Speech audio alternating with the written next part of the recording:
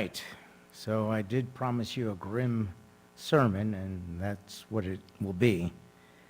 I know this isn't Festivus, but I'll be airing grievances this afternoon or this late morning.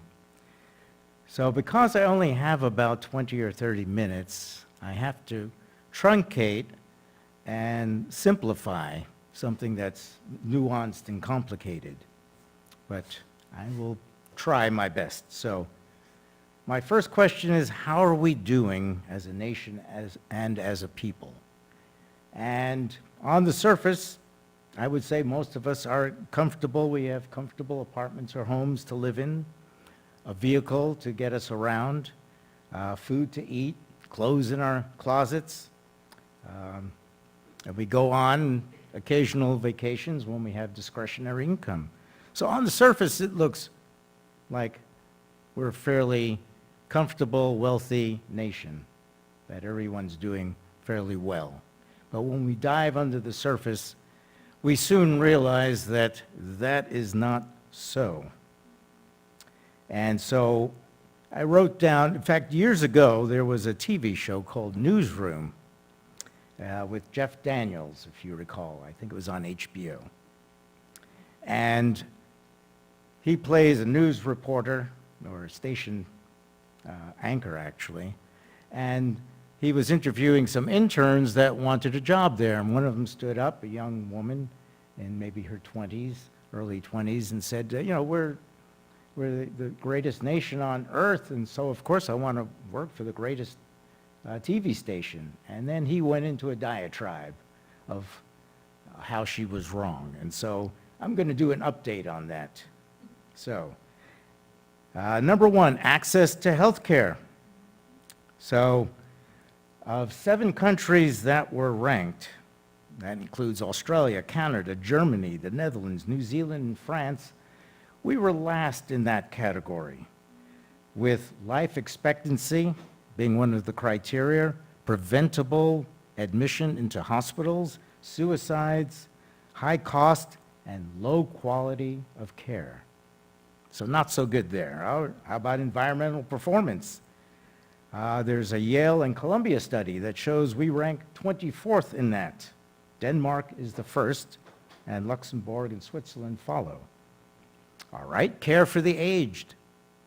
Of 91 countries studied, we rank 8th, and that's mostly about nursing homes and how the aged are not cared for. Education. Well, if you're between 25 and 34 years of age, you rank 14th in that, according to the Sid Martin survey, even though we're second best education system in the world, yet we rank 38th in math and 24th in science. Most countries place higher than us. All right, wages. Surely we could do better in there. Using the minimum wage as a criteria, we rank 12th, just above Slovenia, with France number 1. The average citizen has the same purchasing power you had 40 years ago. We actually peaked 45 years ago as far as wages. All right. Infant mortality. Of the 224 countries surveyed, we're 180th. Gender equality. According to resourcewatch.com, we are 51st in that category, with the Scandinavian countries leading the way. Homelessness. Although there's no ranking for homelessness, we have 500,000 homeless in this country, and the number is only swelling daily. All right, voting rights. Well, we already know that our Congress can't pass a voting rights bill, so need I go any further? But according to Perception of Electoral Integrity, we rank last in all democratic countries, with Scandinavia leading the way. Not a surprise. Racial equality. Well, of the 78 countries studied, the U.S. was on the bottom of that list, and that's even below China with their Uyghur situation. Canada was first, and the criteria for that was education gap between races, and employment or unemployment gap, and income gap.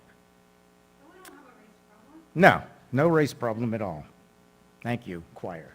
Because I'll be preaching basically to the choir, because you all know this. The only thing we rank first in is incarceration.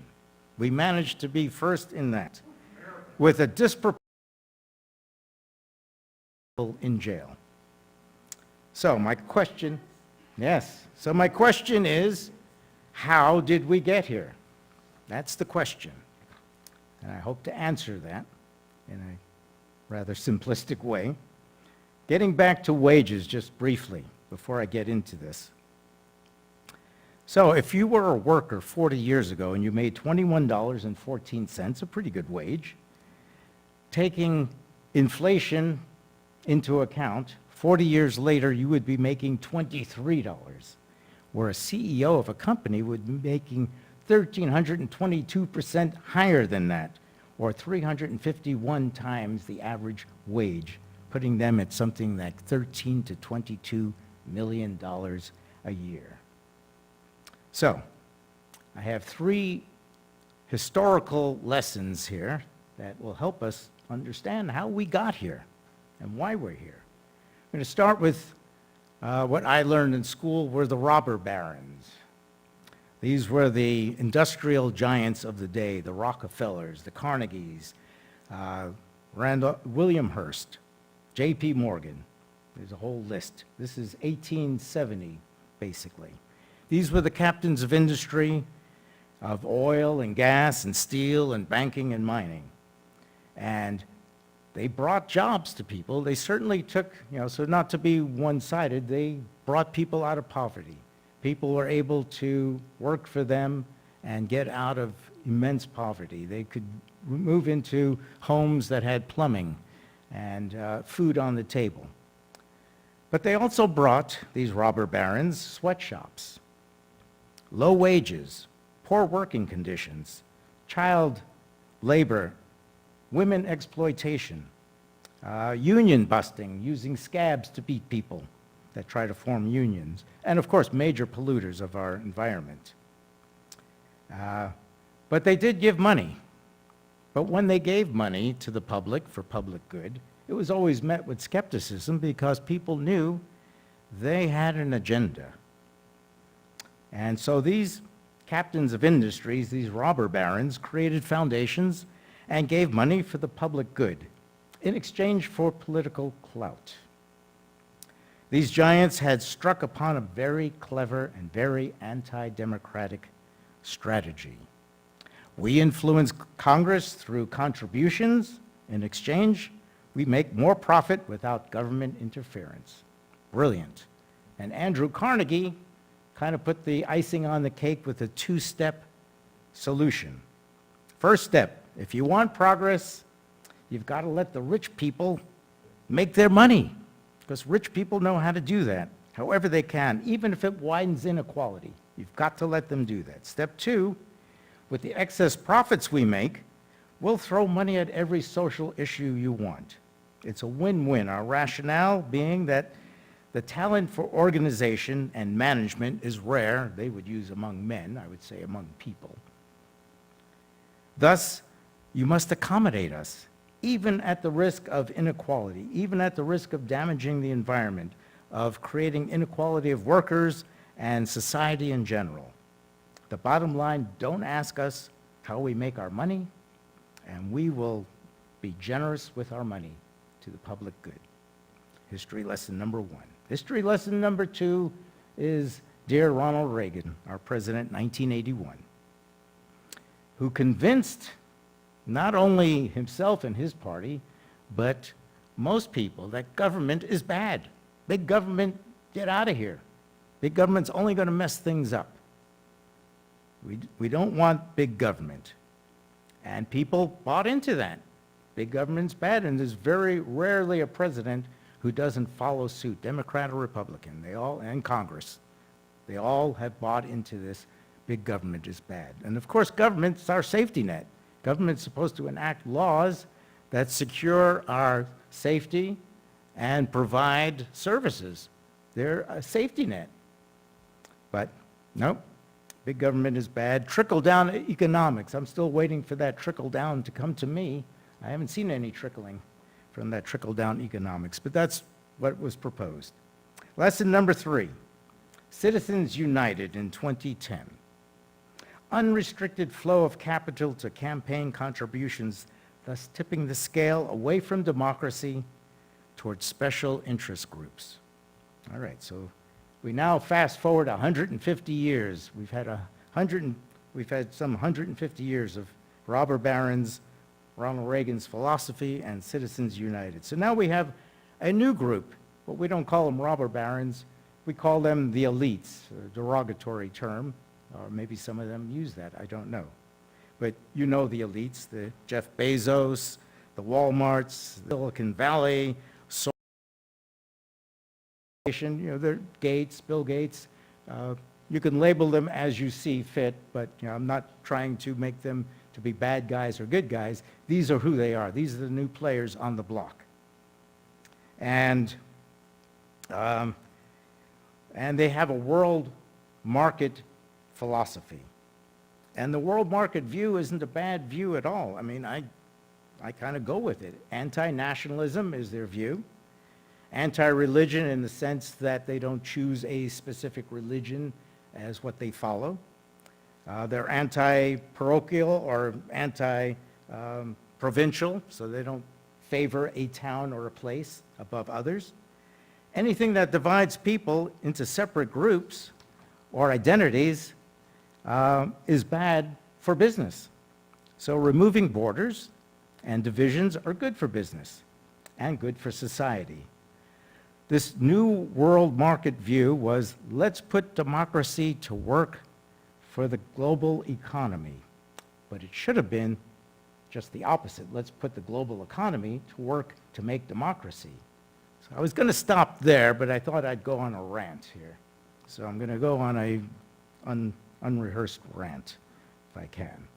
So when you have big business, corporations, I'm not talking about somebody's mom and pop, but huge corporations marrying government. Well, the definition is fascism when you have that. When government and business are together, that's fascism. We don't quite have that, but we certainly are moving in that direction. So when you have businesses through lobbyists dictating political policy, what you have, and no surprise, is the detriment to the environment. You have education that lacks. You have no gun control. You have wages not being supported. So we have no true minimum wage that can actually have a person live comfortably. So businesses are for the stockholder rather, and we are the stakeholders, but business clearly is for their stockholders. So, for instance, COVID, it should have been that the scientists and the medical people present themselves to the government and say, here's what we know, here's what we should do. But we know the reality of that was not what happened. The reality was, and of course we had a president that was very wishy-washy at the time, that was easily convinced. If he watched a cartoon, he would be convinced. So he was convinced that shutting down, being safe, was bad for business. So let's open up. And we still don't know if that was the right or wrong move, but it was politicized. And diseases should not be politicized. But this is what happens when business CEOs start dictating what a country should do. That's not democracy. So let me continue now. So because these very successful people, because they were very successful, they thought they could fix society's injustices. They could fix poverty, they could fix hunger, homelessness, education, environmental concerns. These groups built foundations, and they had one thing in common. No one elected them to fix anything, but they thought that was their job. So the elites were change agents. That's what they called themselves. They were the solution to the problem, and if they were the solution to the problem, they could not possibly be the problem. All right? So, therefore, the winners, and they were the winners, were in the perfect position to take care of the losers. And the globalists and the one world market that they had created were convinced that they alone could fix all the world's ills.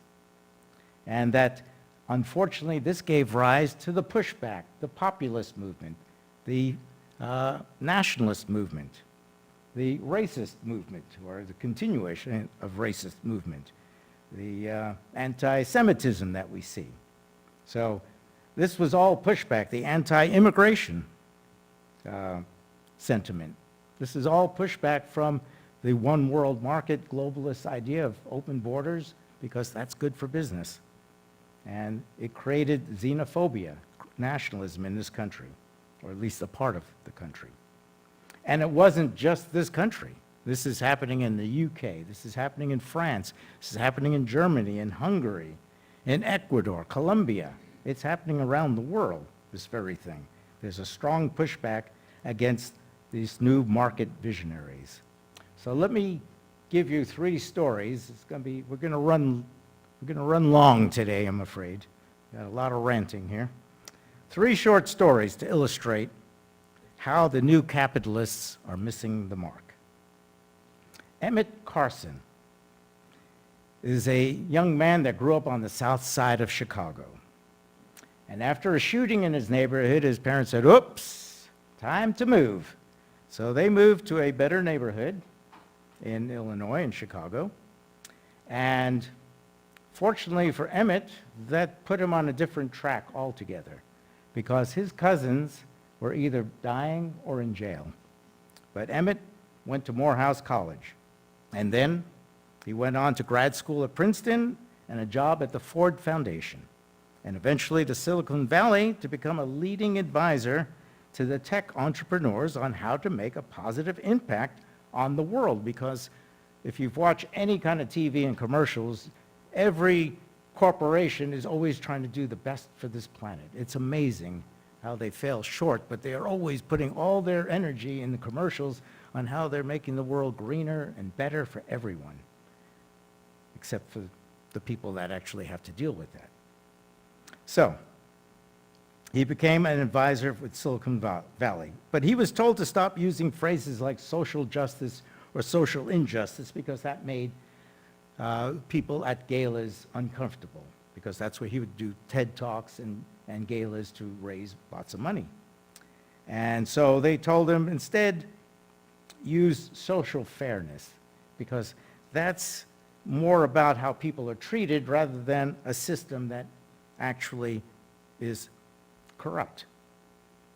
So Carson was okay with that. As long as he could affect change, he said he went along with it. He was all right with that. But he soon learned, as he rose in the ranks, what capitalists in these huge corporations really wanted. They wanted charter schools over public schools. They wanted poverty-reducing tech rather than antitrust regulations for their companies. And as Emmett rose to the ranks and he became an elite himself, making $1 million a year, he learned that the mega-rich didn't really want their wealth questioned, and that they will continue to give money to all the right social causes and needs, and not be in a democratic or collective way, because if you were collective and democratic, you would actually invite the people that you're giving the money to be a voice in your decisions. How do you correct homelessness if you don't have homeless people or unsheltered people at the table, or hunger? How do you correct hunger if you don't have people actually hunger? Or education if you don't have educators there? But that's not their way. So he discovered, unfortunately, that the rich want their status quo kept, and that they will throw money at anything and everything, and it looks good on the surface, but they actually change nothing. So, second story. The elites, as we call them, they like to push the idea that owning a business is the way to be upwardly mobile. Rent your home. If you have a home, rent a room out. If you have a car, be an Uber driver or deliver food or be a contractor. So a lot of people bought into that. And of course, as a consumer, it's nice to have an Uber driver. It's nice to have contractors. It's nice to have food delivered. So as a non-gig worker, that's great. But if you hire an independent contractor, there are no benefits to the contractor, no health care. Often they bring their own supplies. They pay their own taxes and liability. And when there's no work, guess what? They don't get paid. It used to be the company's liability.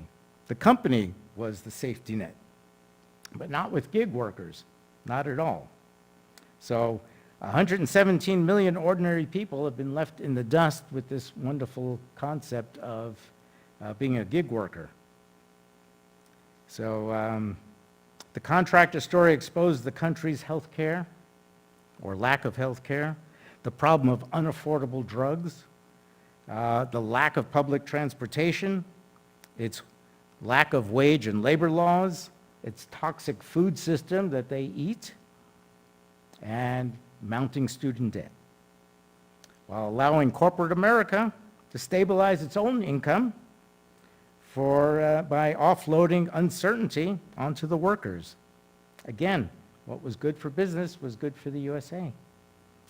So the concentration of wealth and power is causing a hollowing out of the middle class and a huge blowback of populism, nationalism, and xenophobia. In fact, remember the PPPs, the Paycheck Protection Plan? Well, it turns out that 72% of that money, that $800 million, went to the top 20% earners in the country. So, again, people, when your eyes are open, you see how the system works. And it works for the very rich and not for everyone else so well. Third story, the rise of the middle person. So, the example is a company called Even. Now, Even was intended to be the contractor's friend who had uneven months of income. So, with this phone app that you can do for $260 a year, the phone app would squirrel money away when you had a very good week or a good month, and then take that money back into your checking account or whatever when you had a bad month. So Even wanted to help the lowly contractor figure out how to pay rent and buy food and take care of their children, etc. But they also wanted to help themselves even more. So since these people behind Even were smart, well-educated, and knew finances, wouldn't it have been a little better to help the contractor worker by doing something like fixing a system of wage disparity and putting the burden on the corporation instead of charging $260 a year?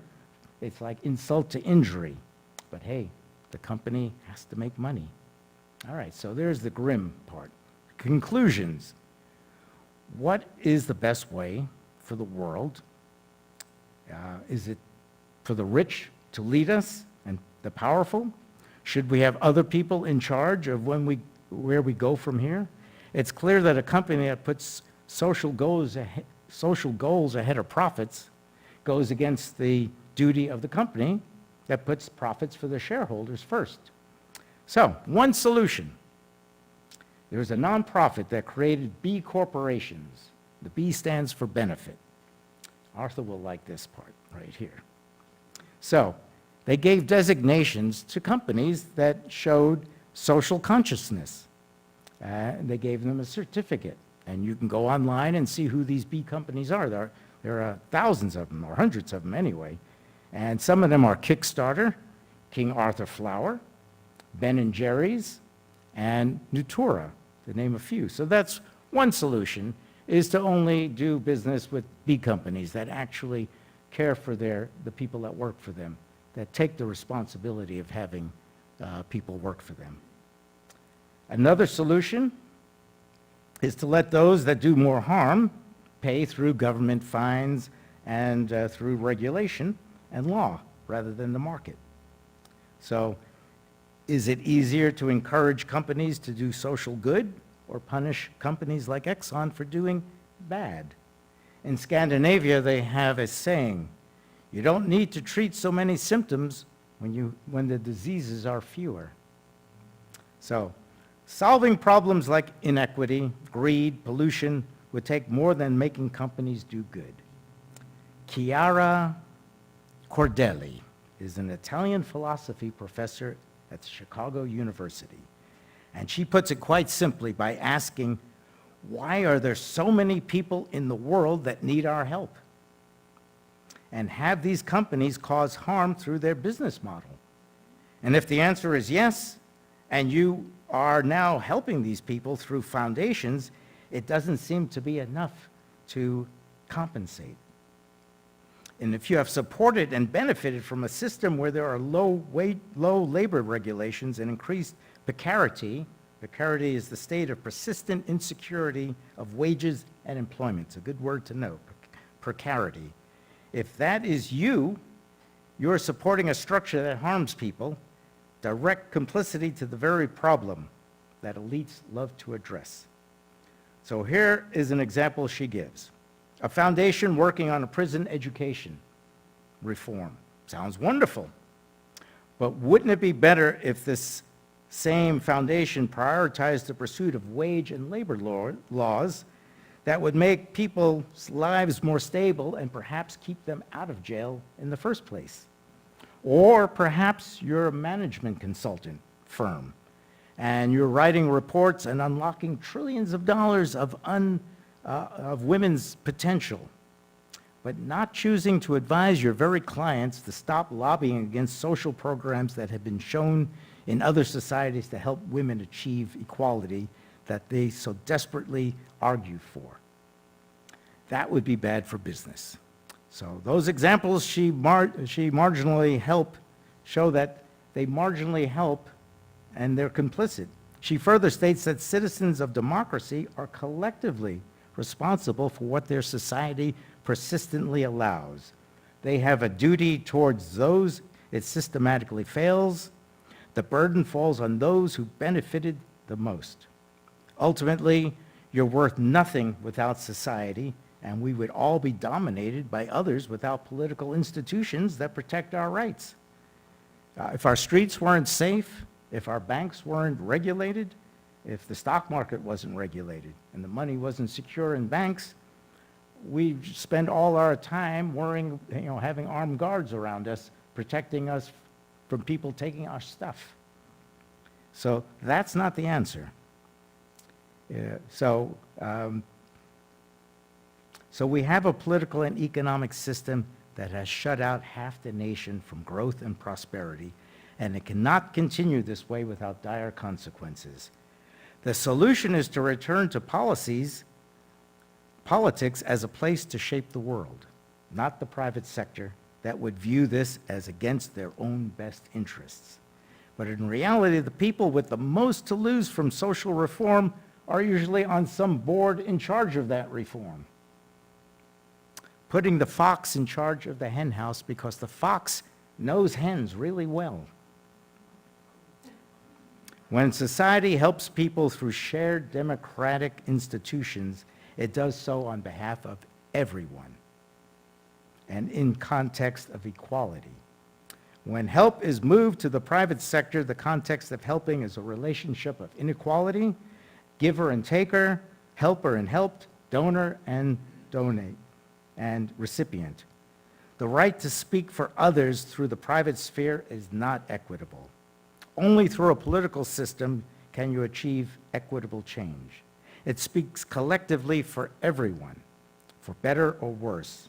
In conclusion, our political institutions, our laws, our courts, our elected officials, our agencies, our rights, our police, our constitutions, our regulations, our taxes and shared infrastructure, these hold up our civilization that we own together. Only these can speak on behalf of everyone We need to vote in better people that are not corrupt. There's a saying that I'm going to borrow from Marianne Williamson, who I just heard the other day on Bill Maher. She said, the Republicans don't care about people and the Democrats pretend to care about people. That's the only difference. But I don't want you to leave this on a dour note. So I have found a list of things on Facebook of governments that are functional and corporations that are actually doing some good. So I'm going to read them to you so we can not jump out the nearest window here. The Norwegians have decided not to drill oil wells in the Lofoten Islands with 53 trillion in oil reserves to preserve the island's ecosystem. For the first time in Malawi history, a woman has been elected as the Speaker of the country's parliament. Esther Challenge is her name, and she canceled 1,500 marriages with underage girls and sent them back to school. Swedish donors receive a thank you text every time their blood saves a person. Thanks to the Endangered Species Act, the almost endangered species population of sea turtles has increased by 980%. In a Thai supermarket, instead of using plastic bags, they now wrap your purchases in banana leaves.